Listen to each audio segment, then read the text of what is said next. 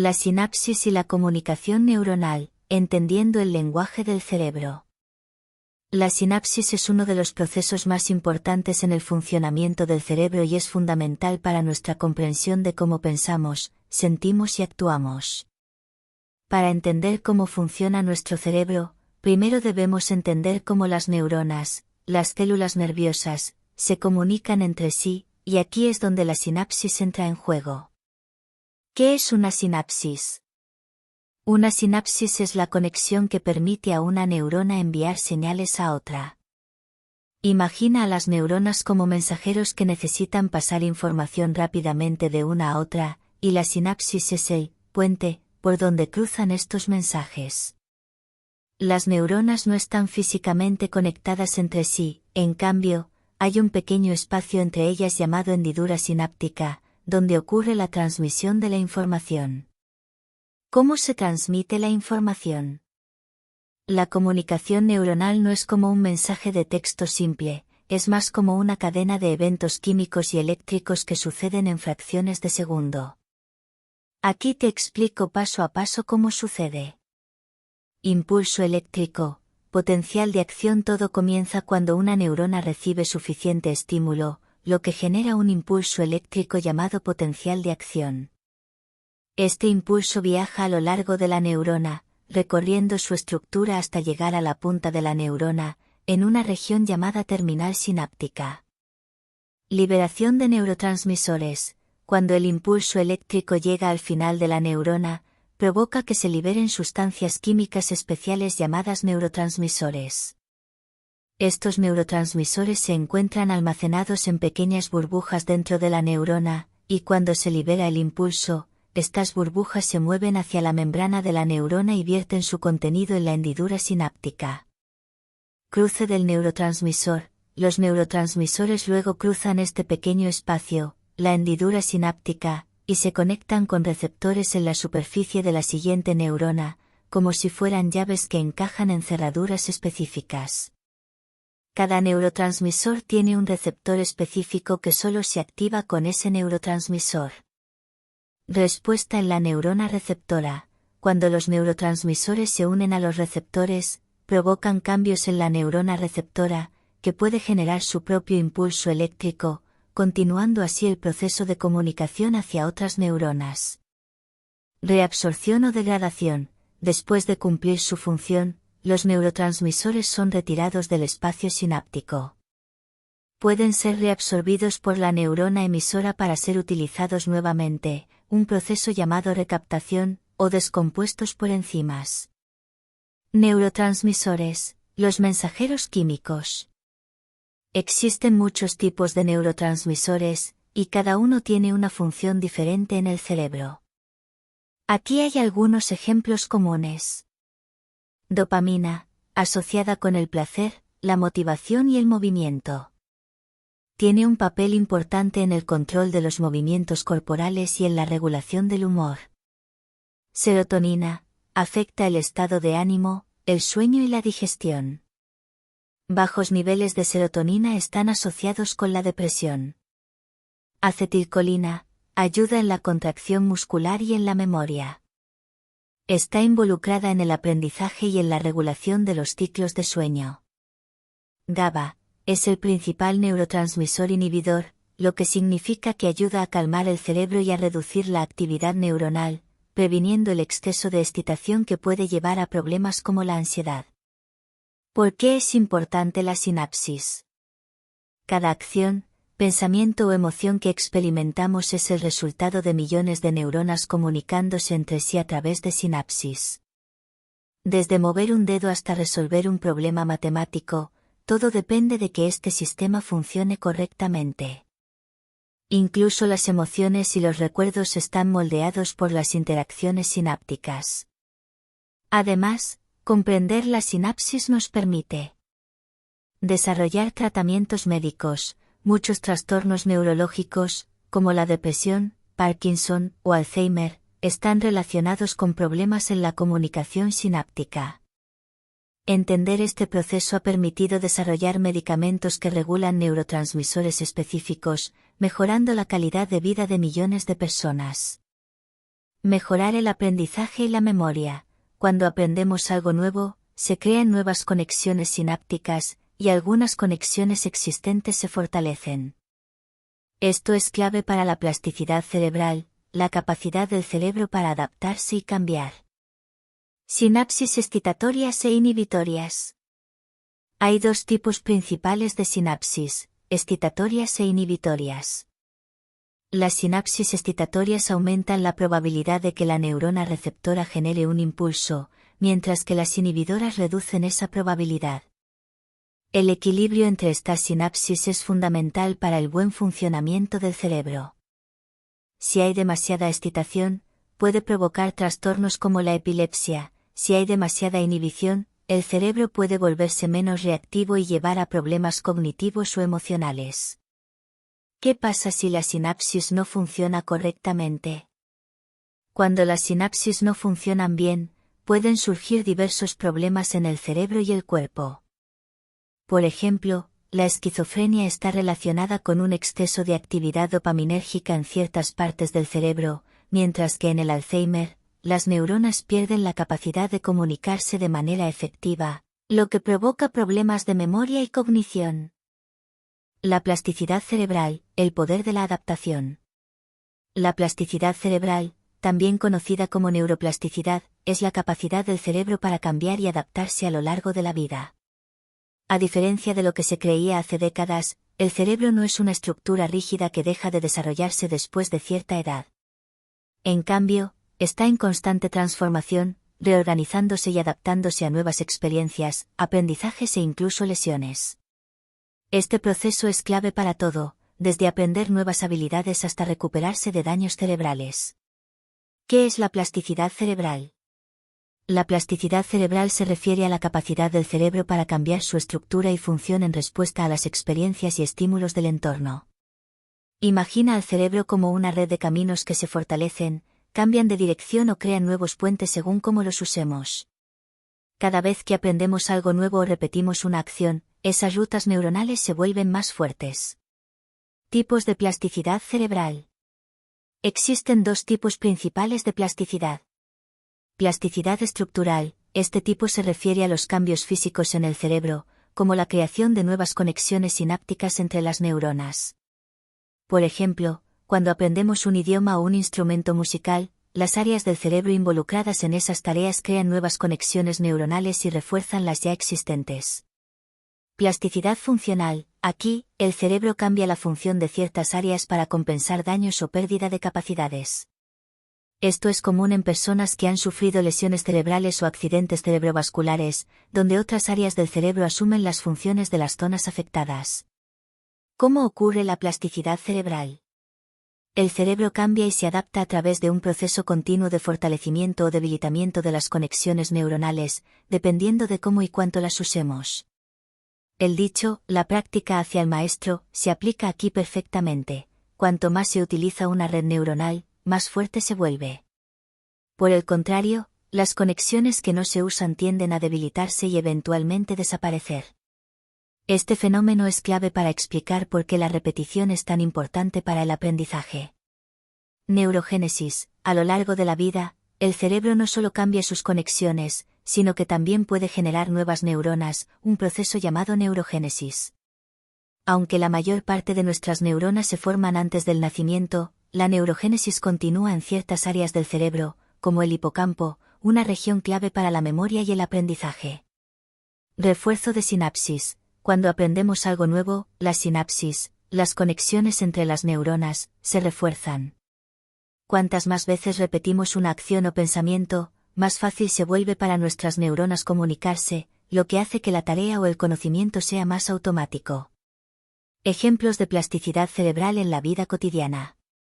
Aprender un nuevo idioma. Cuando comenzamos a aprender un idioma, el cerebro crea nuevas conexiones en las áreas relacionadas con el lenguaje. Con la práctica, esas conexiones se vuelven más fuertes, lo que facilita la fluidez con el tiempo. Las personas bilingües, por ejemplo, tienen cerebros que están mejor conectados para manejar el lenguaje. Recuperación de lesiones cerebrales. Las personas que sufren un daño cerebral, como un accidente cerebrovascular, a menudo experimentan plasticidad cerebral cuando otras partes del cerebro toman el control de las funciones que se han visto afectadas. Con la terapia adecuada, es posible que una persona recupere habilidades que se creían perdidas. Cambios en el cerebro durante la infancia. Durante la niñez y la adolescencia, el cerebro es extremadamente plástico. Los niños tienen una capacidad increíble para aprender nuevas habilidades rápidamente porque sus cerebros están en constante cambio, reforzando las conexiones neuronales necesarias para adquirir nuevos conocimientos.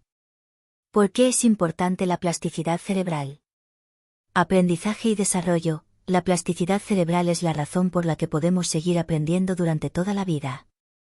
No importa cuántos años tengamos, siempre existe la posibilidad de mejorar nuestras habilidades o aprender algo nuevo.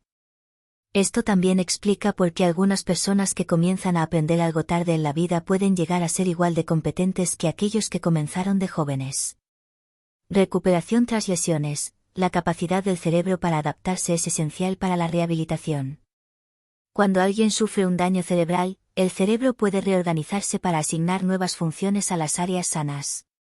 Este proceso puede ayudar a las personas a recuperar habilidades motoras, cognitivas o emocionales perdidas. Prevención del deterioro cognitivo. La neuroplasticidad también juega un papel crucial en la prevención del deterioro cognitivo. Mantenerse mentalmente activo a lo largo de la vida, ya sea aprendiendo nuevas habilidades, resolviendo acertijos o manteniendo interacciones sociales, puede fortalecer las conexiones neuronales, lo que ayuda a retrasar el envejecimiento cerebral y reduce el riesgo de enfermedades neurodegenerativas como el Alzheimer. Plasticidad y neurociencia. Estudios clave.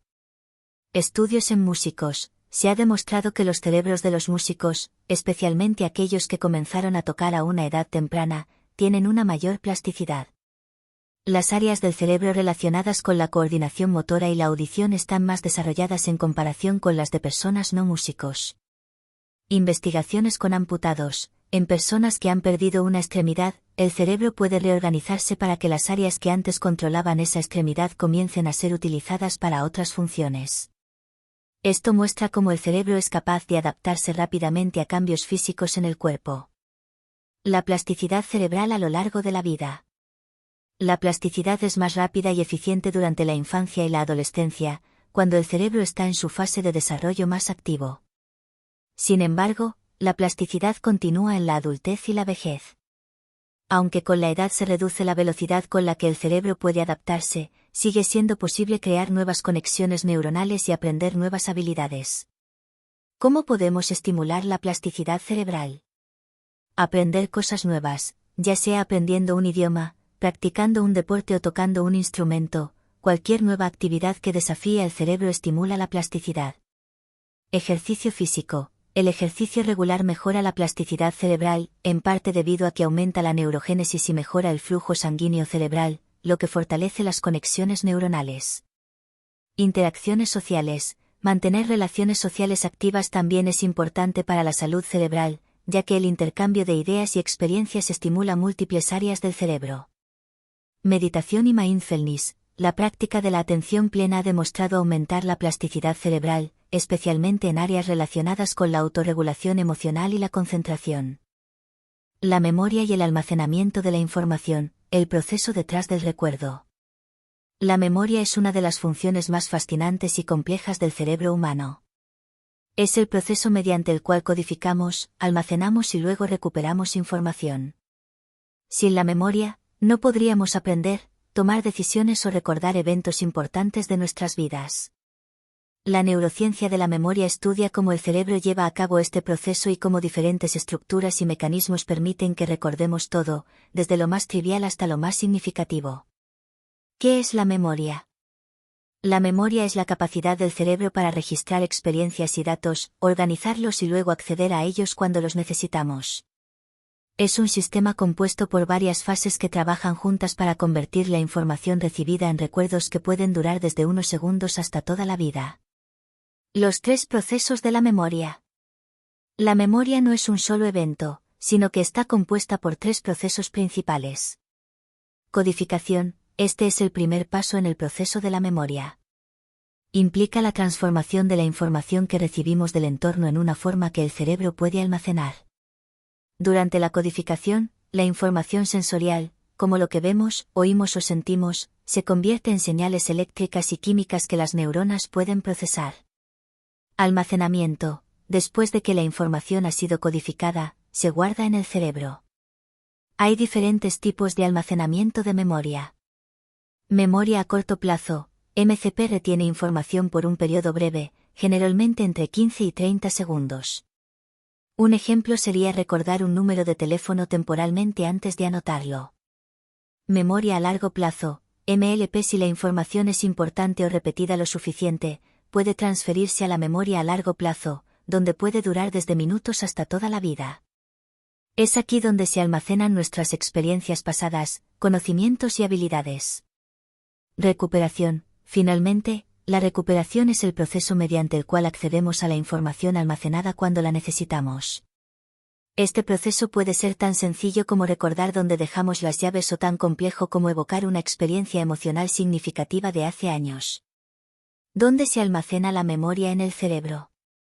La neurobiología ha identificado varias estructuras cerebrales involucradas en la memoria, cada una desempeñando un papel crucial en diferentes tipos de recuerdos. Hipocampo. Es una de las áreas más importantes para la memoria. Esencial para convertir las experiencias recientes en memoria a largo plazo, el hipocampo actúa como una especie de archivero del cerebro. Si esta estructura se daña, como ocurre en enfermedades como el Alzheimer, la persona puede tener dificultades para formar nuevos recuerdos, aunque los recuerdos antiguos a menudo permanecen intactos. Corteza prefrontal, responsable de la memoria de trabajo, que es la capacidad de mantener y manipular información temporalmente. Es lo que nos permite hacer tareas como recordar una lista de compras mientras caminamos por el supermercado. Amígdala, juega un papel crucial en la memoria emocional. Los eventos que nos provocan fuertes emociones, como el miedo o la alegría, son más fáciles de recordar, y esto se debe a que la amígdala mejora el almacenamiento de estos recuerdos en colaboración con otras áreas del cerebro. Tipos de memoria. Memoria declarativa o explícita, se refiere a los recuerdos que podemos expresar conscientemente. Esta incluye dos subtipos. Memoria episódica, recuerdos de eventos específicos en nuestras vidas, como el día de nuestra boda o un viaje de vacaciones. Memoria semántica, conocimiento general sobre el mundo, como hechos y conceptos, por ejemplo, saber que París es la capital de Francia. Memoria no declarativa o implícita, es la memoria que utilizamos sin darnos cuenta conscientemente. Un buen ejemplo es la memoria procedimental, que incluye habilidades como andar en bicicleta o tocar un instrumento. Estas acciones se vuelven automáticas una vez que las hemos practicado lo suficiente. ¿Cómo afecta el envejecimiento a la memoria? Con la edad, es común experimentar ciertos cambios en la memoria. Sin embargo, no todas las formas de memoria se ven afectadas de la misma manera. Por ejemplo, mientras que la memoria de trabajo y la capacidad de recordar eventos recientes pueden deteriorarse con la edad, la memoria a largo plazo y el conocimiento general, memoria semántica, tienden a ser más resistentes al envejecimiento. Enfermedades neurodegenerativas y la memoria. Uno de los campos más importantes de la neurociencia de la memoria es el estudio de las enfermedades neurodegenerativas, como el Alzheimer. Esta enfermedad afecta principalmente el hipocampo, lo que provoca una pérdida progresiva de la memoria, comenzando con recuerdos recientes y eventualmente afectando los recuerdos más antiguos. Los estudios de neurobiología han permitido avances importantes en la comprensión de cómo estas enfermedades alteran el cerebro y han abierto el camino para nuevas terapias que buscan preservar y mejorar la memoria. Factores que afectan la memoria. Sueño. Dormir es crucial para la consolidación de la memoria, el proceso mediante el cual los recuerdos a corto plazo se convierten en recuerdos a largo plazo. Durante el sueño, especialmente en las fases más profundas, el cerebro revisa y organiza la información que se adquirió durante el día. Estrés. El estrés crónico puede tener un impacto negativo en la memoria. Niveles elevados de la hormona cortisol, liberada en situaciones de estrés, pueden dañar el hipocampo y dificultar la formación de nuevos recuerdos. Ejercicio. El ejercicio físico no solo es bueno para el cuerpo, sino también para la mente. Se ha demostrado que el ejercicio regular aumenta el tamaño del hipocampo y mejora la memoria. Técnicas para mejorar la memoria. Repetición espaciada. esta técnica consiste en repasar la información varias veces, dejando intervalos entre cada repaso. La repetición a lo largo del tiempo refuerza las conexiones neuronales y facilita el almacenamiento en la memoria a largo plazo. Asociaciones. Relacionar la nueva información con algo que ya conoces puede hacer que sea más fácil recordarla. Por ejemplo, para recordar un nombre, podrías asociarlo con una persona famosa o un amigo con el mismo nombre. Visualización. Crear imágenes mentales vívidas al aprender algo nuevo ayuda a que esa información se codifique de manera más efectiva en el cerebro. El futuro de la investigación sobre la memoria. Con los avances en la neurociencia, los investigadores están descubriendo formas cada vez más sofisticadas de estudiar cómo funciona la memoria a nivel celular y molecular. Una línea prometedora de investigación es el uso de tecnologías de estimulación cerebral para mejorar la memoria en personas con deterioro cognitivo o lesiones cerebrales. También, el desarrollo de fármacos que puedan ralentizar o detener el progreso de enfermedades como el Alzheimer representa una esperanza para millones de personas. Emociones y sistema límbico, el cerebro emocional. El sistema límbico es una red de estructuras cerebrales que controlan y regulan nuestras emociones, motivaciones y algunas funciones de memoria. A menudo se le llama el cerebro emocional, porque es responsable de procesar emociones tan fundamentales como el miedo, la alegría, la tristeza, el amor y la ira. El estudio de este sistema en la neurobiología nos permite comprender mejor cómo las emociones influyen en nuestras decisiones diarias y cómo podemos regularlas para mejorar nuestro bienestar. ¿Qué es el sistema límbico? El sistema límbico está formado por varias estructuras, entre ellas. La amígdala es el centro del procesamiento emocional. Especialmente se encarga de las emociones más intensas como el miedo y la agresión. El hipocampo, relacionado con la formación de recuerdos. Ayuda a conectar las emociones con las experiencias pasadas, lo que hace que ciertos eventos tengan una carga emocional más fuerte. El hipotálamo, regula respuestas fisiológicas como el hambre, la sed, el sueño y las respuestas al estrés. También está implicado en cómo el cuerpo responde a las emociones, por ejemplo, sudoración cuando estamos nerviosos. La corteza cingulada, implicada en la regulación emocional y la toma de decisiones. Estas estructuras trabajan juntas para evaluar la información emocional que recibimos y determinar cómo reaccionamos. ¿Cómo procesa emociones el sistema límbico? Cuando experimentamos una situación, el cerebro evalúa si esa situación representa una amenaza, una oportunidad o algo neutral. La amígdala es la primera en actuar ante estímulos emocionales. Si percibe una amenaza, como una persona gritando o un sonido fuerte, inmediatamente dispara una señal de alerta que desencadena emociones de miedo o ansiedad. Esta reacción es muy rápida y, en ocasiones, ocurre antes de que hayamos tenido tiempo de pensar racionalmente en la situación. Por otro lado, cuando la situación es placentera, el sistema límbico también se activa, liberando neurotransmisores como la dopamina, asociados con el placer y la recompensa. Es por esto que experimentamos felicidad o satisfacción ante eventos agradables. Influencia de las emociones en nuestras decisiones. El sistema límbico juega un papel clave en la toma de decisiones. Las emociones son como una brújula interna que nos guía en las elecciones diarias, desde decidir qué comer hasta cómo reaccionar en situaciones de conflicto. Incluso en decisiones aparentemente racionales, como invertir dinero o planear un viaje, nuestras emociones influyen en los resultados. Por ejemplo, el miedo puede llevarnos a evitar tomar riesgos, mientras que la alegría o el entusiasmo nos motivan a actuar. La ansiedad también puede prevenirnos de tomar decisiones impulsivas, pero en exceso puede paralizarnos. La neurobiología de las emociones nos enseña que nuestras emociones no solo afectan cómo nos sentimos, sino también cómo nos comportamos. Técnicas de regulación emocional. Dado que el sistema límbico reacciona rápidamente a los estímulos, es fundamental aprender a regular las emociones para evitar reacciones impulsivas o dañinas. Algunas técnicas que ayudan a regular las emociones incluyen: mindfulness. La atención plena es una práctica que ayuda a estar más conscientes de nuestras emociones sin reaccionar automáticamente a ellas. A través de la meditación y la respiración consciente, podemos entrenar nuestro cerebro para calmar la amígdala y reducir las respuestas emocionales exageradas. Reestructuración cognitiva. Esta técnica se basa en identificar pensamientos automáticos y negativos que desencadenan emociones intensas. Al cuestionar la veracidad de esos pensamientos y reemplazarlos por otros más racionales, podemos disminuir el impacto emocional. Ejercicio físico. La actividad física libera endorfinas, que son neurotransmisores que mejoran el estado de ánimo. También reduce los niveles de cortisol, la hormona del estrés, lo que ayuda a regular emociones negativas como el miedo y la ansiedad. Contacto social. Hablar con amigos o familiares puede activar áreas del sistema límbico relacionadas con el afecto y el apoyo emocional. Las conexiones sociales son clave para procesar y aliviar las emociones intensas. La neurobiología del dolor y el placer. El dolor y el placer son dos experiencias fundamentales en la vida de todos los seres humanos.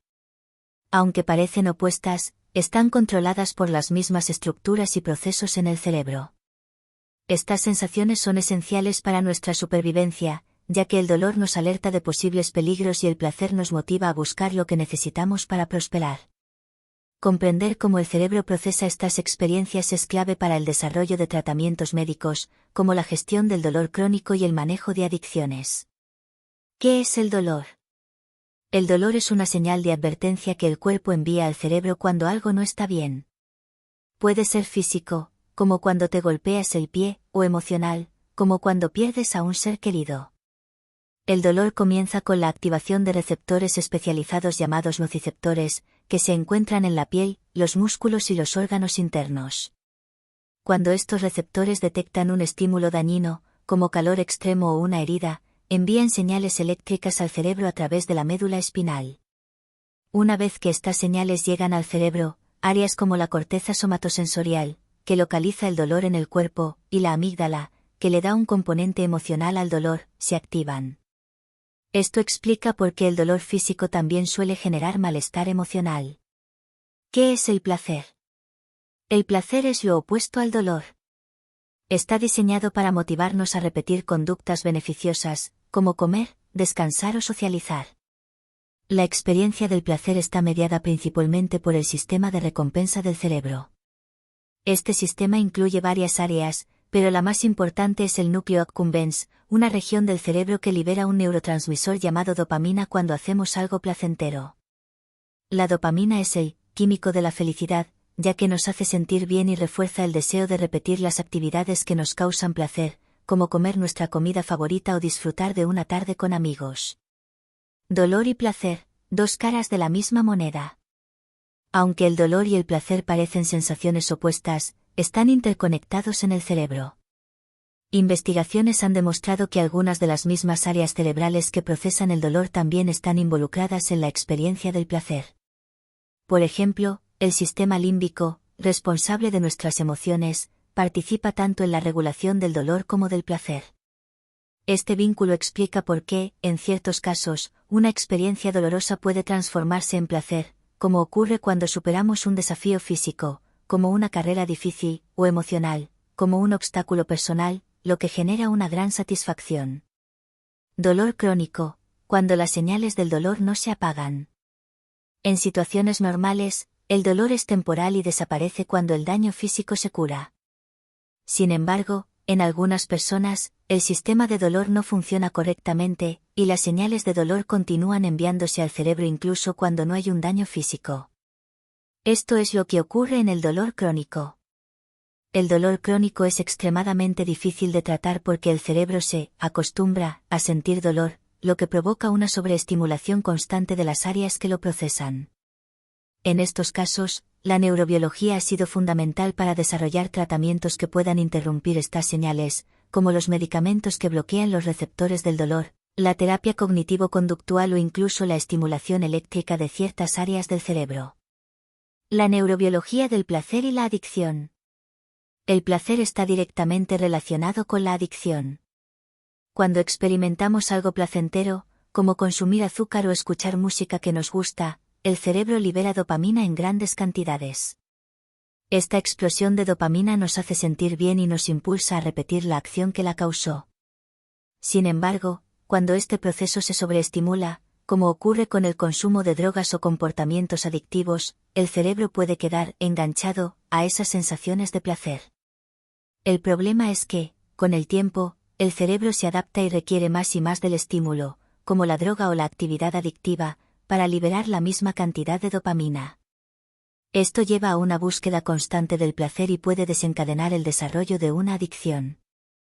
Aquí es donde la neurobiología ha jugado un papel clave, ayudando a identificar los mecanismos de las adicciones y a diseñar terapias que permitan restaurar el equilibrio en el sistema de recompensa del cerebro.